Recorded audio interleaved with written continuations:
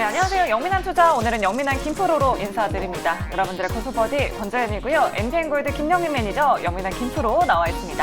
매니저님 안녕하세요. 네, 반갑습니다. 자, 매니저님 사실 화면을 보니까 어찌 잘못 보면 좀 산 것 네. 같기도 하네요. 맞아요. 네, 오늘 시장이 이렇게까지 빠질 줄은 몰랐어요. 아니, 오늘 정말 좀 어처구니 없게 시장이 네. 지금 좀 빠지고 있는데 오늘 새벽에 미증시가 나름대로 반등이 조금 들어왔잖아요. 그리고 뭐 아시아 증시가 이렇게 이제 크게 빠지는 건 아닌데, 물론 이제 이유를 찾아보면 뭐 하락하는 이유는 뭐 수십 가지가 넘게 네. 있어요.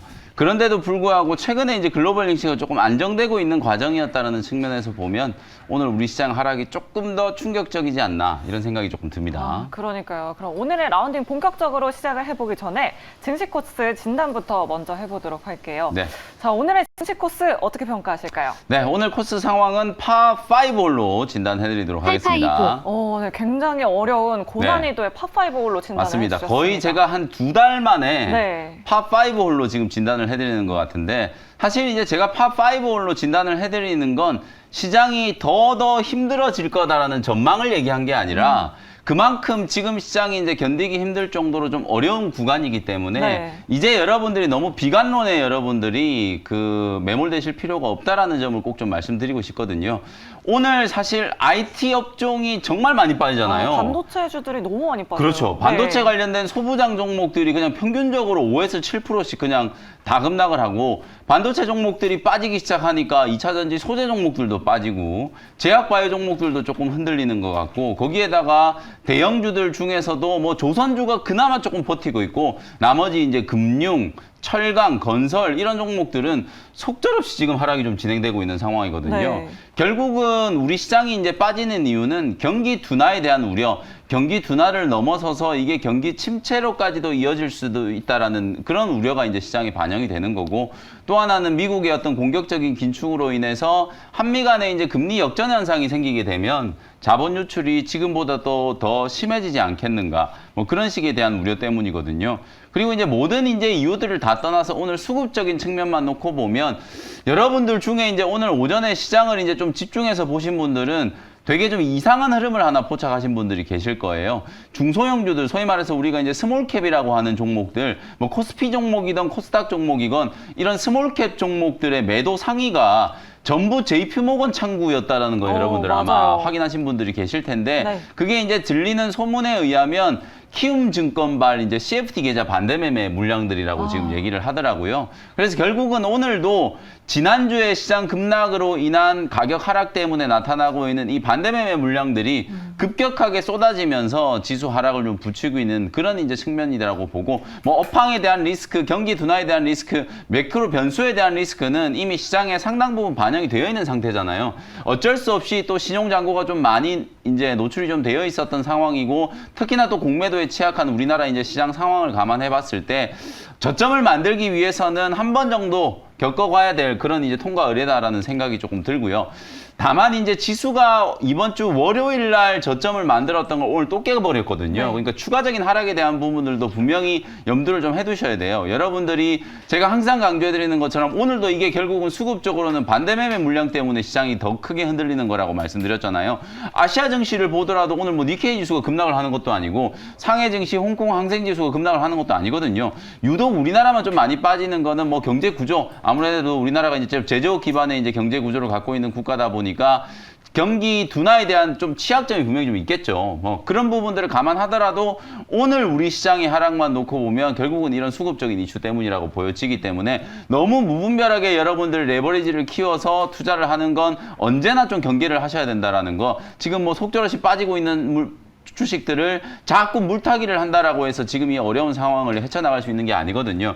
시장이 완벽하게 이제 저점을 잡았다라는 확인을 하고 난 이후에 포트폴리오도 좀 바꾸고 종목 대응 전략도 이제 다시 수립하는 그런 전략이 좀 중요하기 때문에 하방에 대한 이제 압력이 좀 멈추는 구간까지는 조금 인내심을 가지고 여러분들이 뭔가 액션을 취하지 않는 거, 소위 말해서 이제 무대응이 상책일 때도 있거든요. 네. 지금은 그런 구간이 아닐까라는 말씀을 한번 드려보도록 하겠습니다. 네, 지금은 현금 확보가 답일까요, 매니저님? 뭐 많이 지금 어찌 보면은 많은 분들이 더 빠질 수도 있다. 반등이 들어올 때마다 현금 확보를 해야 된다. 데드캣 네. 바운스 얘기 많이 하잖아요. 근데 결국은 우리 개인 투자자분들이, 저는 뭐 책에 나오는 얘기가 아니라 우리 개인 투자자분들이 주식 대응을 매일같이 하시는 분들 같은 네. 경우에는 예를 들어서 지금 시장이 많이 빠져가지고 더 빠질 것 같아서 현금을 만들어놨다고 가정해보면 기술적인 반등이 들어오고 나면 그걸 또 더 높은 가격에 매수를 해버려요. 네. 오랜 기간 동안 현금을 들고 가는 게 정말 또 어렵기 때문에 제가 항상 강조해드리는 건 현금을 들고 가는 전략보다는 업종 분산과 종목 비중 조절을 통해서 리스크 관리를 해야 되거든요. 네. 다만 이제 그게 가능해지려면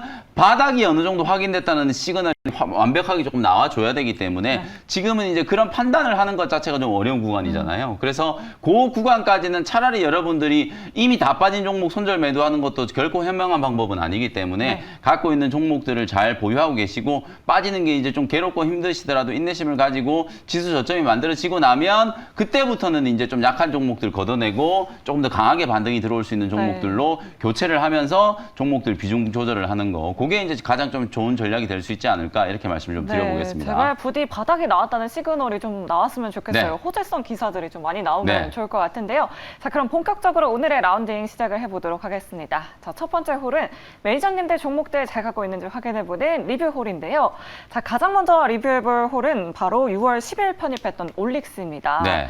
자, 이 종목의 결과는 어떻게 됐을까요? 네, 이 종목은 버디 종목으로 진단해드리겠습니다. 김프로님 버디입니다. 축하합니다. 네, 그래도 매니저님 시장 빠질 때 바이오 종목들 눈여겨보자라고 해주셨잖아요. 그나마 바이오 업종이 지금 조금 덜 빠져요. 네. 대장주들 중에서 지금 셀트리온 헬스케어라든지 셀트리온 같은 종목들이 바닥이 어느 정도 좀 잡히면서 기술적인 반등 시도가 조금 들어오고 있잖아요. 실전 호적에 대한 이제 기대감도 있고 오늘 제가 리뷰해드린 이 올릭스 물론 지금은 또 한 2, 3% 가까이 지금 밀리고 있지만 어제도 상당히 좀 강한 흐름이 좀 나타났었고 오늘 초반에도 한 2, 3% 가까이 지금 상승을 하면서 상단을 조금 여는 그런 이제 모습들이 좀 나왔거든요.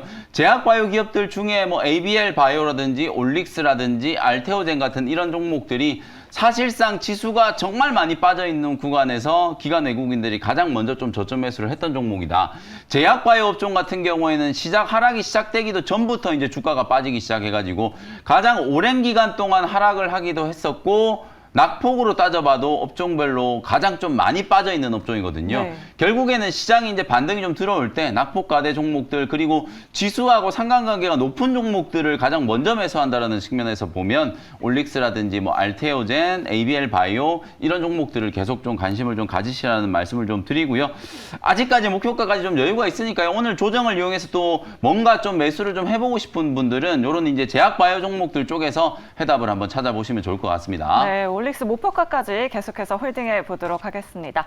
자, 그럼 바로 다음 홀로 이동을 해보도록 할게요. 네. 자, 저희가 도착한 홀은 바로 종목 상담홀입니다.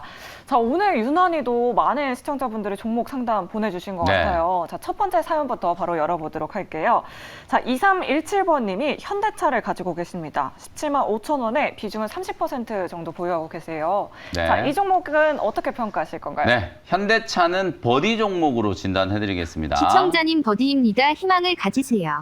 그래도 홀딩하면 좋겠네요. 뭐 네. 일론 머스크도 현대차 칭찬했잖아요. 그렇죠. 엄지척했잖아요, 네. 일론 머스크가. 물론 뭐 그것 때문에 주가가 올라간다는 건 아닌데 사실 이제 자동차 업종도 나올 만한 악재들은 이제 다 나왔고 오히려 이제 하반기 때 차량용 반도체 이제 쇼티지가 해소가 되면서 이제 출하량이 회복될 거다라는 어떤 기대감이 지금 반영이 좀 되고 있잖아요. 결국 변수는 경기 둔화예요. 네. 지금 경기 둔화가 얼마나 오랜 기간 지속될 것인가. 이게 침체로 이어졌을 경우에는 당연히 자동차 판매량도 줄어들 수밖에 없겠죠. 핸드셋 제품만 이 경기를 타는 게 아니고 결국 자동차도 경기가 하락일 때 훨씬 더 많이 판매가 될 수밖에 없잖아요. 그래서 그런 부분들과 관련된 불확실성이 주가에 이제 발목을 조금 잡고 있다. 다만 제가 말씀드렸던 것처럼 오늘은 업황에 대한 이슈보다는 우리 국내 시장이 이제 좀 특수한 수급적인 상황 때문에 시장이 조금 더 이제 흔들리는 측면이다라는 걸 감안을 하면 오늘 현대차는 뭐 약보합권 정도 수준에서 네. 가격 방어가 잘 되고 있잖아요. 어느 정도 이제 17만 원 부근에서 최저점 이제 단기 바닥은 어느 정도 확인이 좀 됐다라는 생각이 조금 들기 때문에 현대차는 계속 보유를 좀 하시면서 중기적으로 봤을 때 최소한 20만 원 이상까지는 기술적인 반등을 좀 염두를 해두시고 중장기 대응을 한번 해보시면 좋겠습니다. 네, 현대차는 목표가 20만 원까지 이렇게 설정을 해주셨습니다. 우리 시청자분 많은 도움 되셨길 바라보도록 하겠고요. 네. 자, 다음 상담은 3440번님입니다. SBS를 가지고 계세요. 48,500원에 매수를 하셨고요. 비중은 30% 보유하고 계십니다. 네. 자, 이 종목 어떻게 평가하실 건가요? 이 종목도 일단 버디 종목으로 진단해드리겠습니다. 시청자님 버디입니다. 희망을 가지세요. SBS 하면 또 호실적에 더해서 자회사 그렇죠. 모멘텀도 맞습니다. 있잖아요. 네. 제가 오늘 사실은 이제 웬만한 종목들 정말 내용이 안 좋은 종목이 아니라면 뭐 버디 내지는 뭐 이글 보유 의견을 좀 드리도록 할 것 같은데 SBS도 마찬가지로 실적이 정말 좋고 말씀드렸던 것처럼 이제 스튜디오 S 자회사 이제 프리 IPO 상장에 대한 이제 모멘텀이 있거든요. 이런 턴어라운드에 대한 기대감이 있는데도 불구하고 주가는 좀 빠져 있는 상태이기 때문에 보유를 하시는 게 좋겠다. 이렇게 말씀드리겠습니다. 네, 계속해서 보유 의견 남겨주셨습니다. 뭐 손절을 하시는 시청자분들도 많으실 것 같은데 네. 너무 과한 손절보다는 좀 홀딩하는 의견 그렇죠. 이렇게 남겨주셨어요. 맞습니다. 자, 그럼 대망의 마지막 홀로 이동을 해보도록 하겠습니다. 바로 원샷 하이라이트 존인데요. 자, 오늘 시장 어떤 종목 눈여겨보면 좋을지 화면으로 먼저 만나보도록 하겠습니다.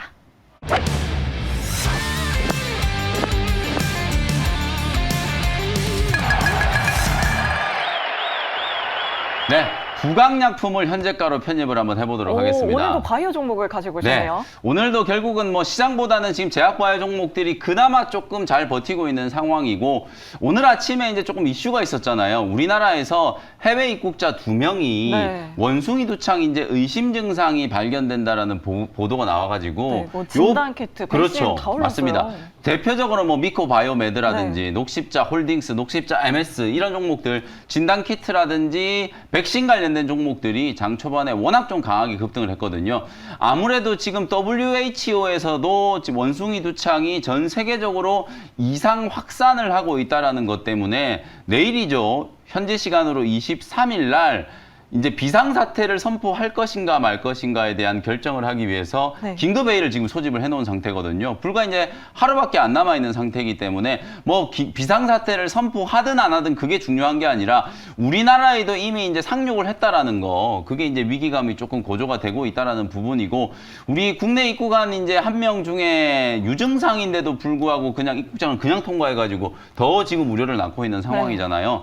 아무래도 우리가 이제 코로나19 팬데믹을 겪어보다 보니까 이런 이제 전염병에 대한 어떤 시스템은 어느 정도 좀 갖춰져 있어요. 다만 그럼에도 불구하고 이게 아직까지는 원숭이 두창이 도대체 어떤 경로를 통해서 감염이 되는 건지 그리고 이제 감염의 원인이 뭔지 이런 부분들에 대한 연구가 상당히 좀 부족한 상태이기 때문에 우리가 코로나19는 정말 이제 많은 연구를 통해서 백신도 만들고 뭐 치료제도 개발을 하고 그러고 있는 상황이지만 원숭이 두창에 대해서는 아직 정보가 부족하다라는 게 우리의 이제 공포심을 더 자극하는 부분이라고 생각하시면 되거든요.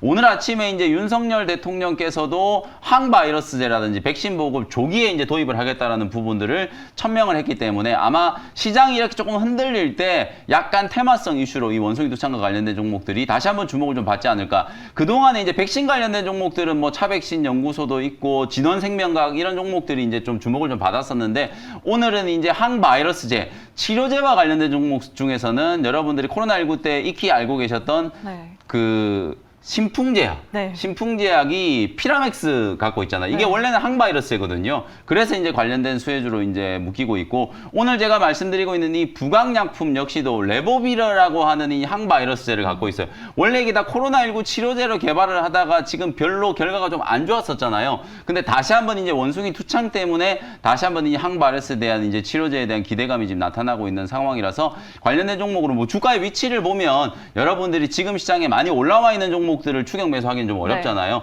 원체 많이 빠져 있는 종목들이기 때문에 뭐 낙폭가대 종목을 접근한다라고 생각하시고 공략을 한번 해보시면 좋을 것 같고요. 부강약품은 현재가 대응 말씀드렸고 목표가는 1만 원, 손절 가격은 7,000원 정도로 가격 전략 정리해드리도록 하겠습니다. 네, 뭐 사실 코로나 때도 뭐 진단키트, mRNA, 뭐 치료제 관련주로 순환매가 돌았기 때문에 맞아요. 부강약품도 한번 목표가까지 기대해 보도록 이게 하겠습니다. 과연 테마가 어느 정도까지 확산될지 모르고 물론 이제 코로나19 때만큼이나 엄청나게 많은 네. 종목들이 이제 테마성으로 움직일 것 같지는 않은데 시장 상황을 조금 감안을 해보자는 거죠. 그리고 이제 워낙 주가가 많이 빠져 있는 말 그대로 과대 낙폭, 낙폭 과대 구간이기 때문에 부담 없이 여러분들이 한번 바닥권 접근을 해가지고 이슈가 한번 나오면 또 급등할 수 있는 거니까 그런 타이밍을 한번 공략해보자 이렇게 말씀드리겠습니다. 네, 오늘의 원샷 홀인원 종목은 부강약품이었습니다. 여러분들 참고해보시면 좋을 것 같고요. 저희는 내일 이 시간에 영민한 투자로 다시 돌아오도록 하겠습니다. 여러분 오후장에도 나이스 샷!